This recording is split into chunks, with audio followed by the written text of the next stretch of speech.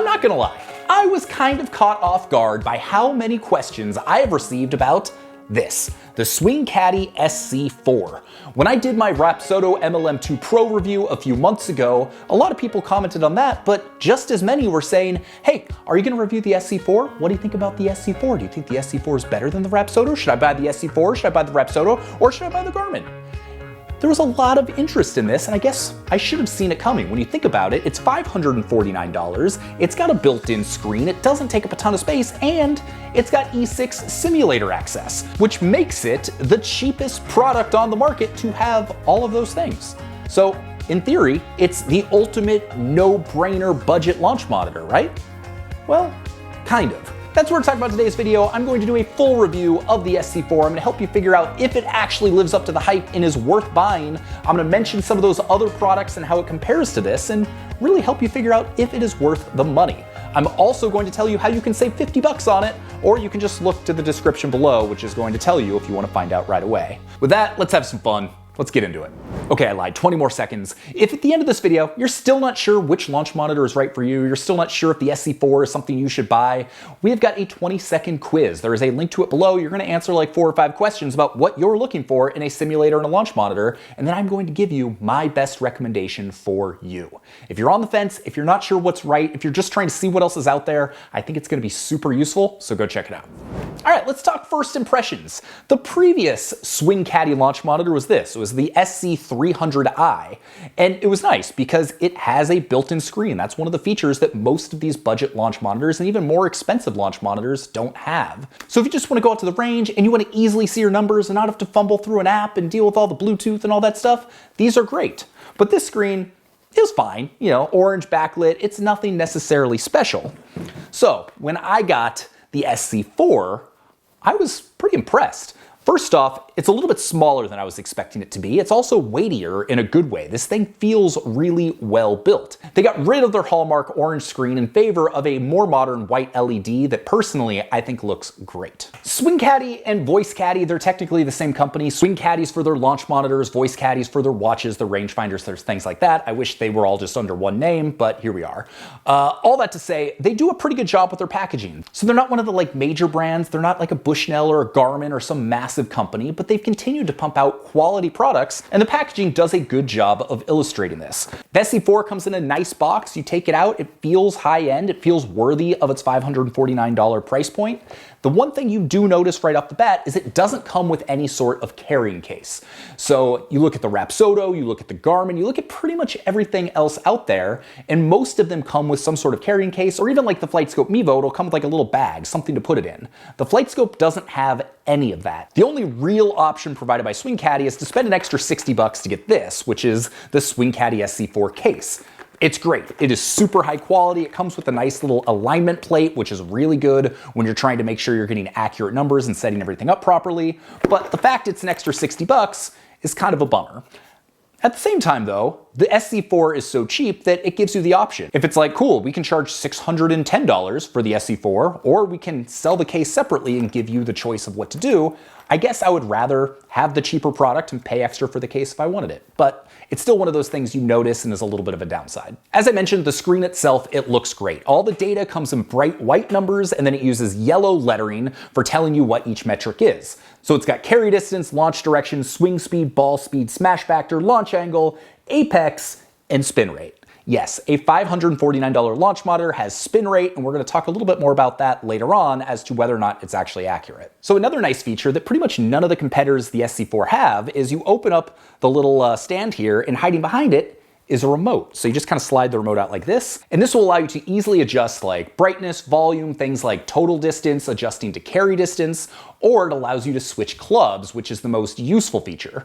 So if you don't want to deal with going to the device itself or opening up the app or any of that, you just go, and all of a sudden you switch from your 7-iron to your pitching wedge, and it's super easy and intuitive. I love this because it's another extension of that ability to make this extremely simple to use. So many launch monitors these days are app-based, which that opens up a whole world of features, which is great.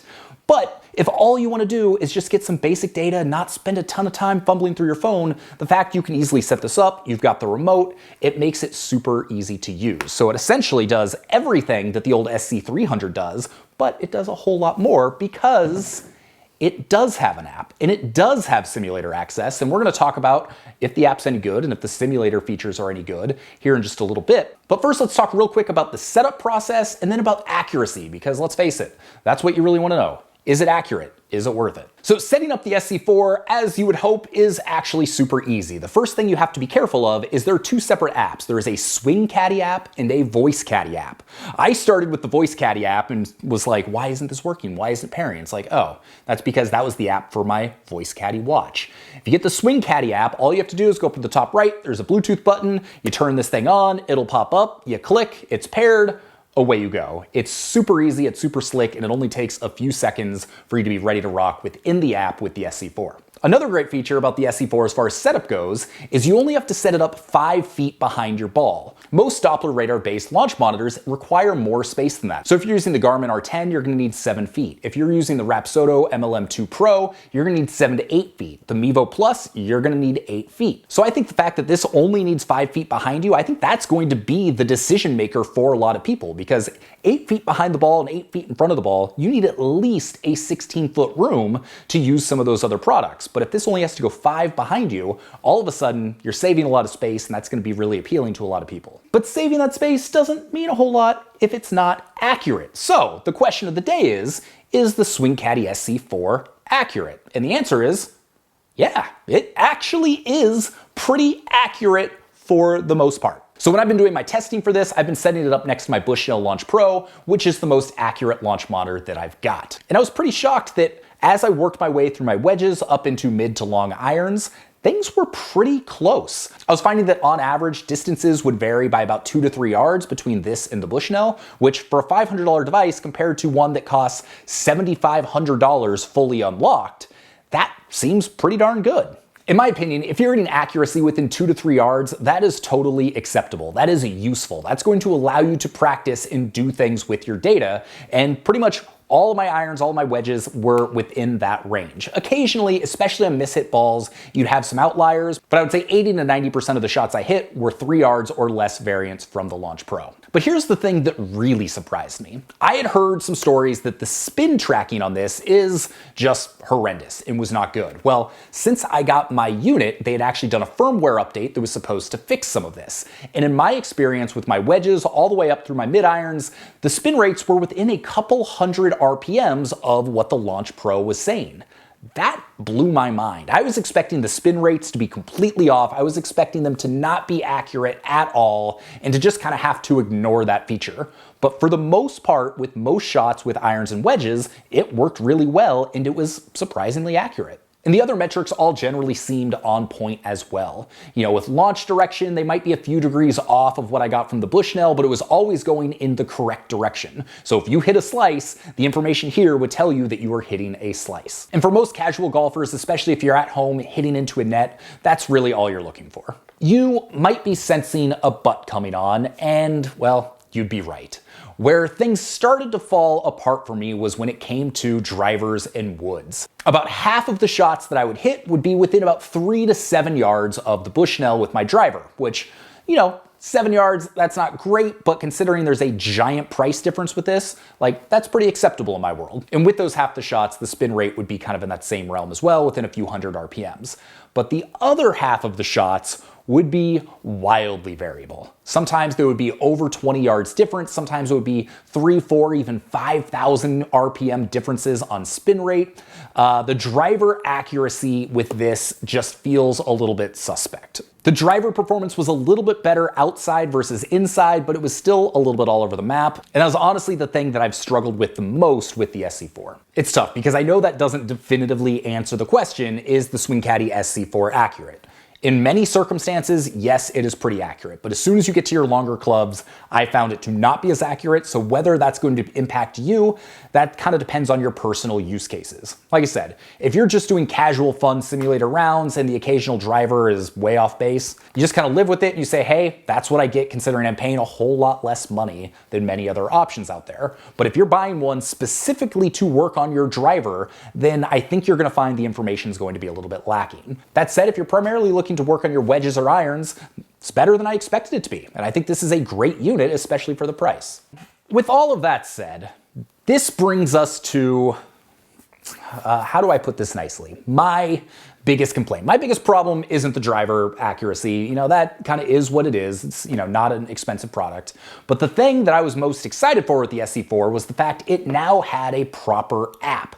The SC300, it had an app experience, but really it was just kind of a glorified web page, and using it was very difficult, so I never did. So the fact that this was now going to have a dedicated app that was going to allow me to get and sort and use that data over a long period of time and actually help with my practice, as well as have simulator access, that got me really excited. So the problem is once I got into the app and started using it, I realized it's like an unfinished app. Like, it really is not very good, to be honest with you. Like, there's some data in there, yes, but a lot of the menus don't even have headings. There's not easy ways to sort the data. A lot of the time, I'm not necessarily sure what I'm looking at. If I go into certain modes, I'm not sure if it's tracking in that mode or a different mode. It just has not been a very user-friendly experience. I am sure the more I spend time with this and the more I spend time with the app, the easier that's going to become as I start to understand things, but it's not very user-friendly, and even once I kind of know how to work around all the quirks of it, it's not presenting the data in a way that's super useful, especially when you're comparing it to the Garmin R10, the Rapsodo, and definitely the FlightScope Mevo Plus, which I think has kind of a best-in-class app. And I kind of hate saying this because I've critiqued the Rapsodo app and I've critiqued the Garmin app, but those look like rock stars compared to the app for the SC4. So if you're primarily buying this to track all of your data over the long term in the app and use that to be the basis of your practicing, I think you're gonna find yourself disappointed and frustrated. If you're the person who's like, nope, I just like this because it's got a screen and it's easy to use and it doesn't take up a lot of space, I don't even want the app, then go with this one. It's great. It's the best bang for the buck out there. But if you're someone who's planning to use the app heavily, I might look elsewhere for now. I'm really hopeful that SwingCaddie is putting a lot of weight behind this product. It is a great start. The product itself is awesome, especially at its price point. But if they just kind of say, cool, we released it and now we're not going to do anything, then it's going to struggle. But if they're like, nope, we wanted to get the product out so people can get it in their hands and then we're going to continue iterating on the app and make it better and keep working on it, then that's awesome. And I hope that's the angle they're taking, but it's a little too early to tell at this point. Also, just recently, they finally turned on the ability to use E6 Connect. So if you don't know what E6 is, it's a piece of simulator software that you can run on a PC or on mobile, and it's kind of like the best entry-level simulator experience. So that now works with this. So if you want to play a simulated round on your phone using your SC4, you can do that. You could also do it on your iPad, for instance. The one thing to note about this is it does not include as many courses as most of its competitors. So I might get this wrong, but the FlightScope Mevo Plus comes with 10 courses, the Rapsodo MLM2Pro comes with 6, the Garmin R10 comes with 5, and this only comes with 1. So you can buy more courses, which is great, and considering the low cost of this, you could probably buy this, buy a few more courses, and it's still going to be less than some of those other products. But the fact it only comes with 1 course, if simulator access is like your main thing, then you're probably gonna get bored of that pretty quickly. It does come with access to the E6 range, which is awesome, and E6 has been around for a long time, so they've got their software pretty well dialed. And honestly, considering where the app is with my SwingCaddie, I would probably lean towards spending most of my time within E6 if this was my primary launch monitor device. All right, so all of that to say, is the SC4 good? Yeah, it's great. For $549, it is really good. But even better, if you go to playbetter.com and you use the coupon code below, you're gonna save an extra $50, which brings the cost of this down to $499. At $499, I feel pretty confident saying this is the best launch monitor out there at that price point. The original Rapsodo MLM can't do quite as much as this, but it is pretty feature heavy for the price, and at only $300, that's another great budget option. But if it were me, I would probably pony up an extra $200 and get this one.